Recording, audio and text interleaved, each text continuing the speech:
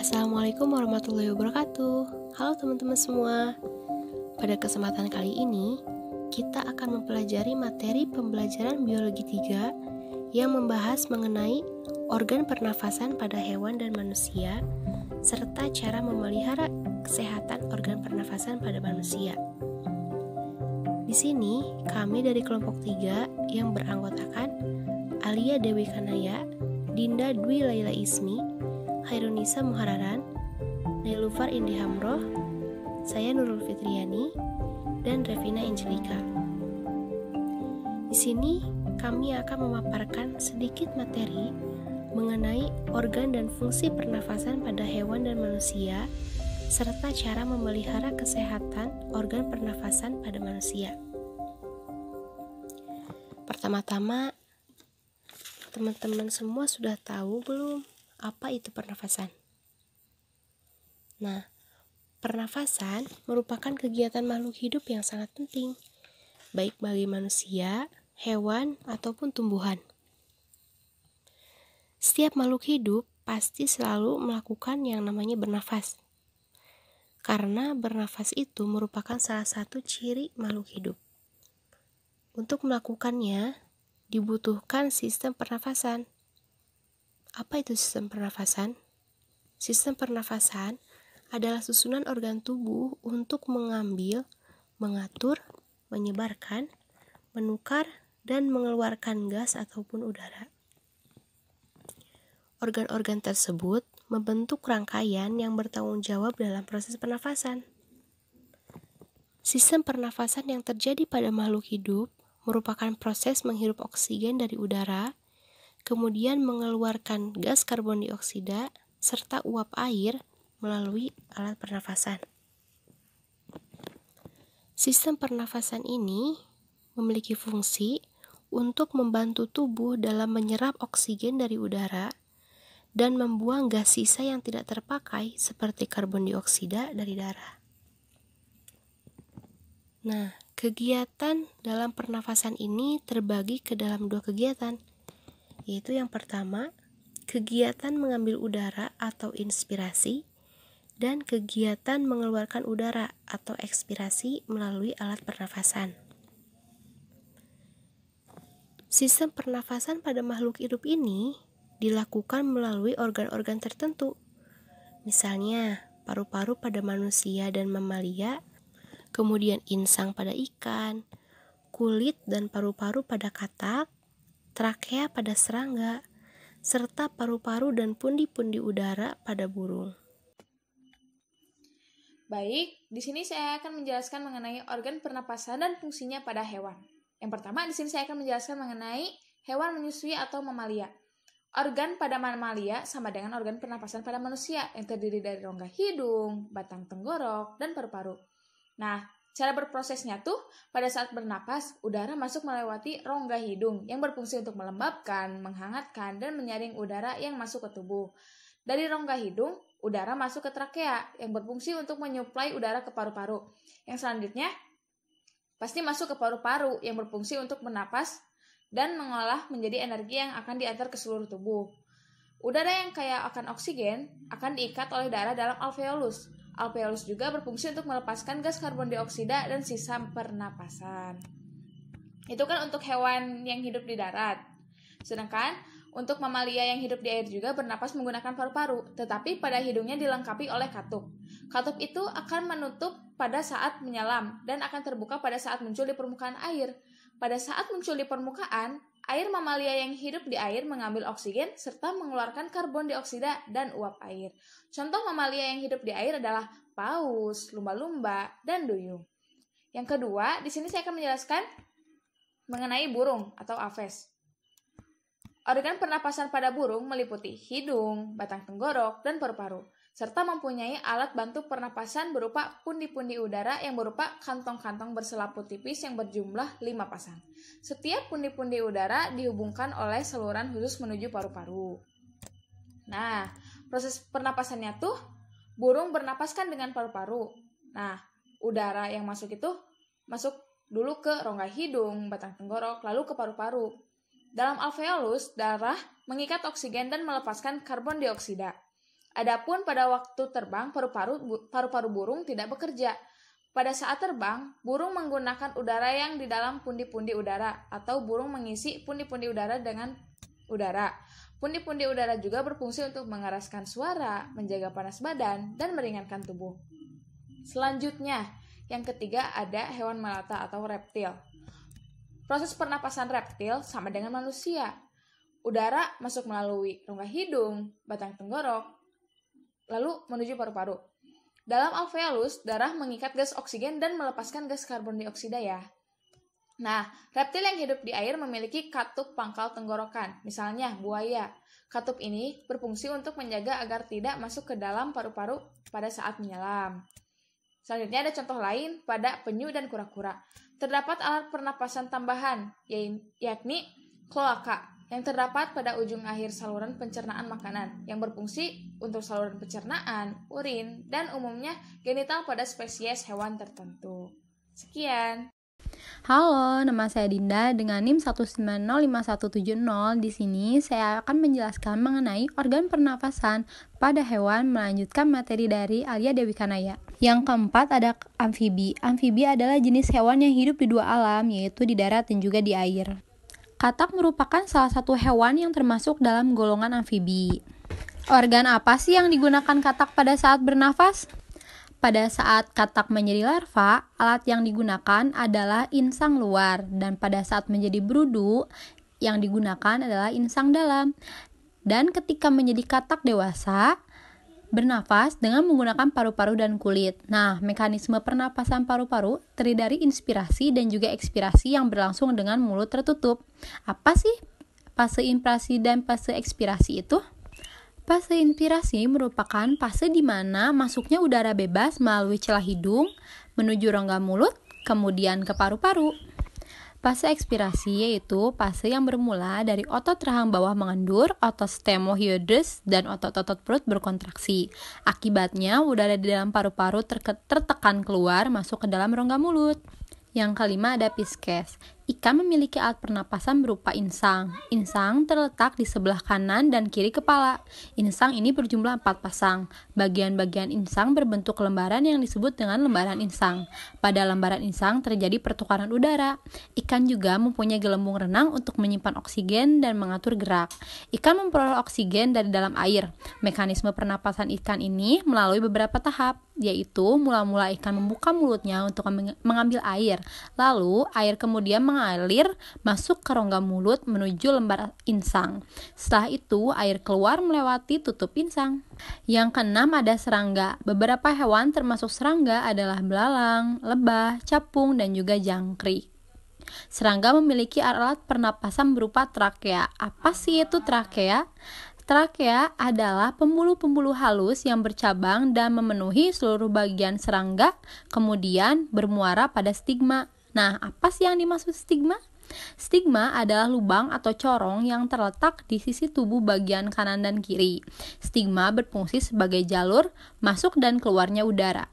Yang ketujuh ada cacing tanah. Nah, cacing tanah ini unik melalui permukaan tubuhnya. Unik bukan? Cacing tanah memiliki kulit yang sangat tipis. Pada permukaan kulit cacing tanah terdapat banyak pembuluh darah. Kulit cacing tanah juga menghasilkan lendir, oleh karena itu kulitnya terlihat basah dan juga mengkilap bukan? Kondisi ini menyebabkan cacing dapat menyerap oksigen dan mengeluarkan karbon dioksida secara langsung melalui permukaan kulitnya. Unik sekali ya. Itu sebabnya cacing membutuhkan tempat lembab atau basah. Tempat lembab membantu proses pernapasan agar berlangsung dengan baik. Sekian, terima kasih.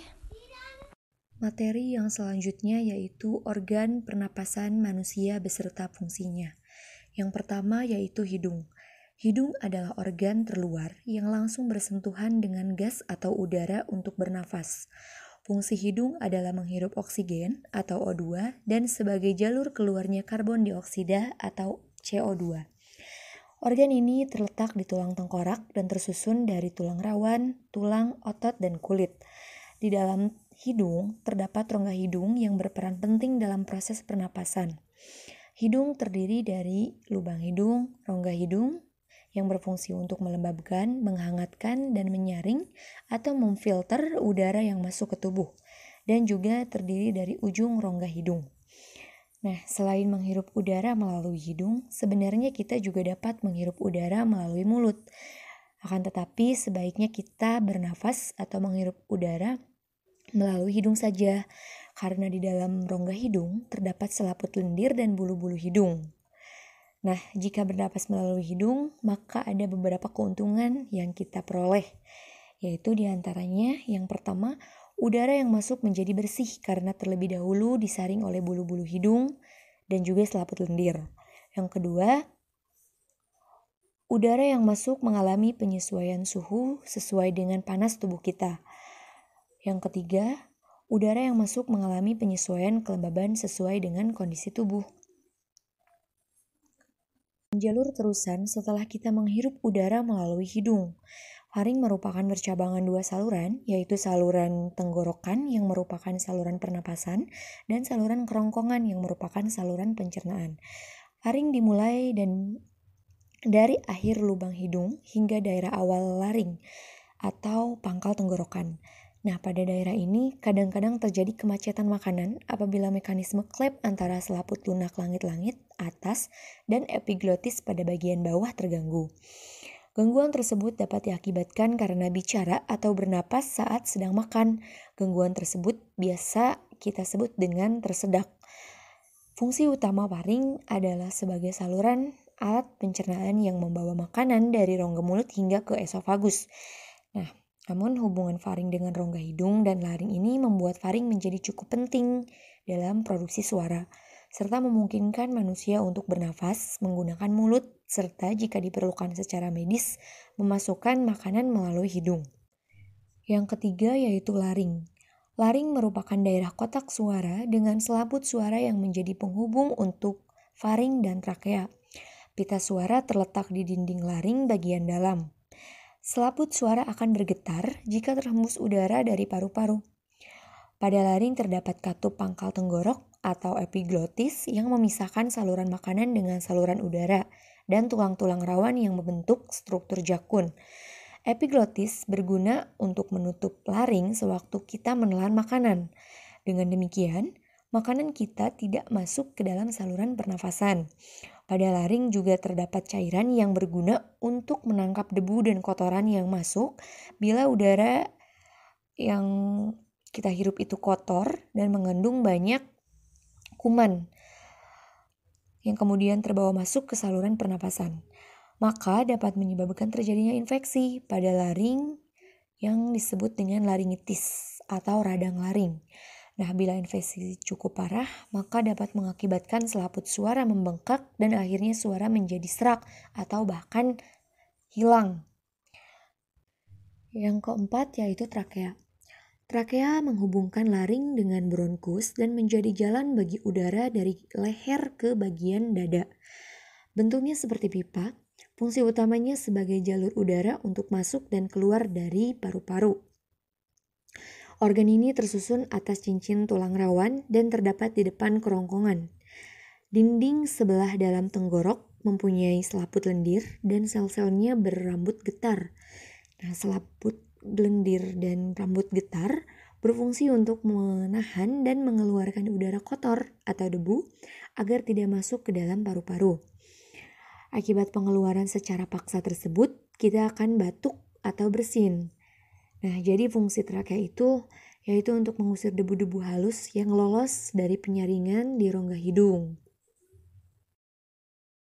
Baik, materi yang selanjutnya akan saya jelaskan masih mengenai organ pernafasan pada manusia. Nah, yang kelima yaitu bronkus.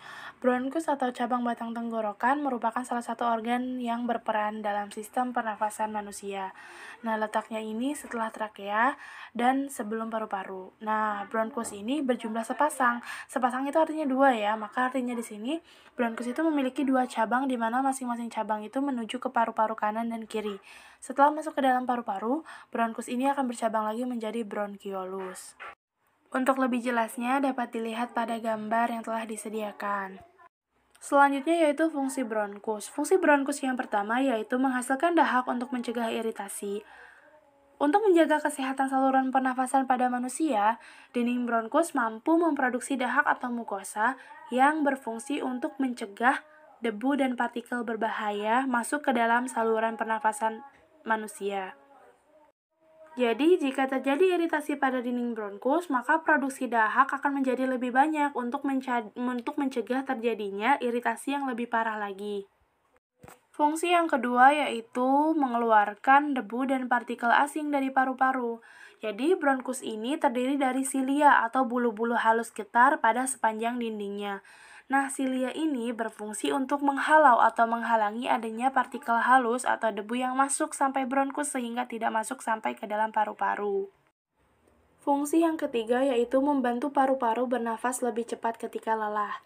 Ketika melakukan berbagai aktivitas yang berat dan melelahkan, tubuh akan lebih banyak membutuhkan asupan oksigen yang masuk ke dalam tubuh.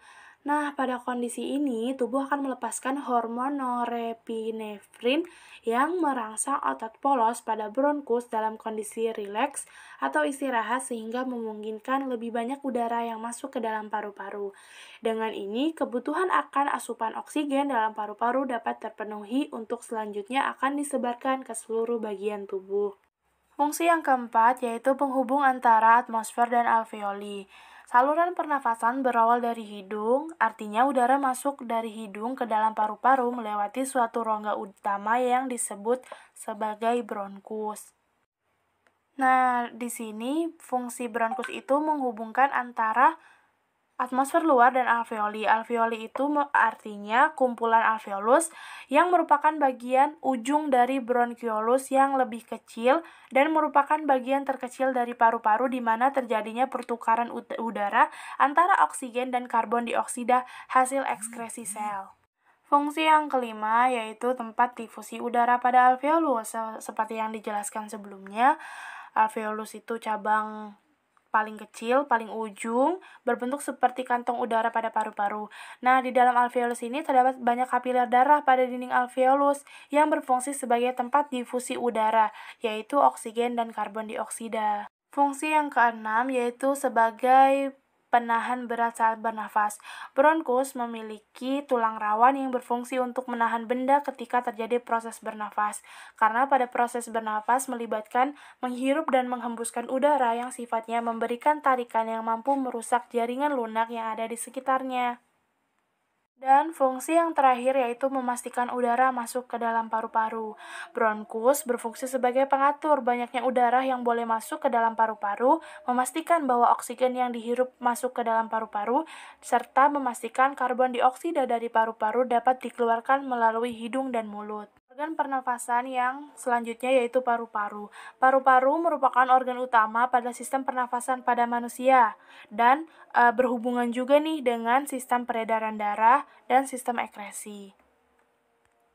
Selanjutnya ada struktur paru-paru. Nah, yang pertama itu ada bronkus. Bronkus seperti yang kita jelaskan tadi ya. Bronkus itu cabang batang tenggorokan yang terletak setara tenggorokan trakea dan sebelum paru-paru dan merupakan saluran udara yang memastikan udara masuk dengan baik dari trakea ke alveolus. Yang kedua yaitu bronkiolus, di mana bronkiolus ini merupakan cabang dari bronkus yang tidak memiliki kelenjar atau tulang rawan. Bronkiolus berfungsi menyalurkan udara dari bronkus ke alveoli. Selanjutnya yaitu alveolus yang merupakan bagian terkecil dari anatomi paru-paru. Fungsi dari alveolus ini sebagai tempat pertukaran oksigen dan karbon dioksida. Yang terakhir yaitu pleura yang merupakan membran atau selaput tipis berlapis ganda yang melapisi paru-paru.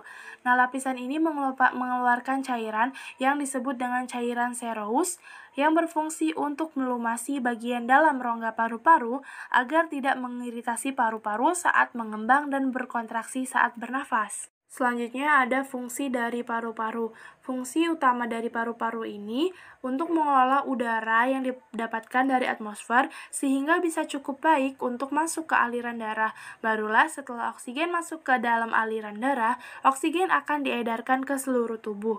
Organ pernafasan yang terakhir yaitu diafragma. Diafragma merupakan otot yang berada pada bagian dasar antara rongga dada dan rongga perut yang berperan dalam proses pernafasan. Cara kerja dari diafragma yaitu ketika proses menarik nafas atau menghirup nafas, maka diafragma akan berkontraksi dan bergerak ke bawah. Kemudian paru-paru akan mengembang sesuai dengan volume udara yang masuk. Kontraksi dari diafragma membuat rongga dada menjadi lebih luas, sehingga proses menarik nafas dapat berjalan lancar. Perluasan rongga dada menciptakan tekanan negatif yang akan memperkuat kekuatan hisapan udara ke dalam paru-paru. Selanjutnya, setelah selesai proses pertukaran oksigen dan karbon dioksida oleh sistem sirkulasi tubuh, maka diafragma akan berelaksasi sehingga rongga dada semakin sempit dengan kemampuan elastisnya. Paru-paru akan mengempis dan udara akan dikeluarkan dari tubuh. Pengeluaran udara ini juga dibantu oleh otot-otot sekitar rongga dada. Selanjutnya yaitu fungsi diafragma. Yang pertama, sebagai bagian dalam proses pernafasan, diafragma ini mengatur masuk dan keluarnya udara dari dalam dan keluar tubuh melalui kontraksi dan relaksasinya. Yang kedua itu ada fungsi non-pernafasan seperti untuk membantu mengeluarkan muntah, feses, urin, serta kegiatan lain yang membutuhkan peningkatan tekanan pada bagian rongga perut. Nah, diafragma juga dapat mencegah mengalirnya cairan asam lambung dari lambung ke esofagus dan kerongkongan, serta kontraksi diafragma secara tiba-tiba bisa menyebabkan fenomena yang disebut dengan cegukan. Cegukan merupakan fenomena hasil dari pita suara semakin menutup karena banyaknya udara yang masuk ke paru-paru. Cegukan tidak berbahaya bagi tubuh dan hanya bersifat sementara. Baik, selanjutnya yaitu cara memelihara organ pernafasan pada manusia. Yang pertama ialah olahraga secara rutin. Olahraga secara rutin ini ialah cara menjaga organ pernafasan yang sangat efektif. Sebab dengan aktifnya bergerak, sirkulasi di tubuh akan berjalan dengan lancar. Dengan begitu, organ pernafasan terutama paru-paru akan selalu terjaga kesehatannya. Yang kedua yaitu mengonsumsi makanan bergizi. Makanan bergizi juga sangat berpengaruh pada kesehatan organ pernafasan. Orang yang berkekurangan nutrisi terbukti lebih rentan mengalami berbagai gangguan pernafasan. Beberapa vitamin dan mineral yang sangat penting untuk menjaga organ pernafasan antara lain adalah vitamin A, vitamin C, vitamin E, zinc, kalsium, selenium, dan magnesium. Dan yang ketiga yaitu menghindari merokok. Kebiasaan yang paling penting banyak menyebabkan kerusakan organ pernafasan adalah merokok. Jadi, salah satu cara menjaga organ pernafasan yang paling efektif adalah dengan tidaknya merokok. Yang keempat, ada menghindari paparan polusi. Ingat, polusi bukan hanya asap kendaraan loh, ada juga asap rokok, asap pabrik, hingga bahan kimia yang terlepas ke udara juga bisa merusak sistem pernafasan. Udara yang kotor mengandung banyak unsur kimia yang cenderung berbahaya bagi organ pernafasan. Yang kelima, menjaga lingkungan sekitar. Menjaga lingkungan sekitar ini sangatlah penting. Ketika lingkungan kita bersih dari kotoran, maka kita terhindar dari kuman yang akan menyerang kita. Di mana lingkungan ini hampir setiap hari kita kunjungi. Hal tersebut yang memicu adanya gangguan pernafasan. Yang keenam, adanya ventilasi udara. Ventilasi udara di rumah sangatlah penting, yang dimana ventilasi udara ini tempat bertukarnya udara. Hal tersebut sangatlah dibutuhkan bagi kita. Ketika di rumah tidak adanya ventilasi udara, maka udara yang kita hirup sama dengan udara yang sebelumnya, maka dibutuhkannya ventilasi udara di rumah. Yang ketujuh, menjaga kelembaban ruangan. Ketika di suatu ruangan, alangkah baiknya ada jendela, di mana jendela ini untuk bertukarnya udara yang ada. Ketika suatu ruangan ini lembab, maka akan timbulnya debu yang menumpuk, di mana hal tersebut akan menimbulkan sesak nafas bagi seseorang yang mempunyai penyakit asma. Sering-seringlah kita membuka jendela agar sirkulasi udara dapat bergantian masuk dan keluar. Yang ke-8, menghindari pemicu alergi. Kita dapat menghindari hal-hal tersebut agar kita dapat menjaga pernafasan kita tetap baik-baik saja. Pemicu alergi biasanya datang dari debu, udara dingin, dan hewan berbulu. Maka disarankan untuk hal-hal tersebut apabila kita memiliki alergi tersebut agar pernafasan kita tetap baik-baik saja.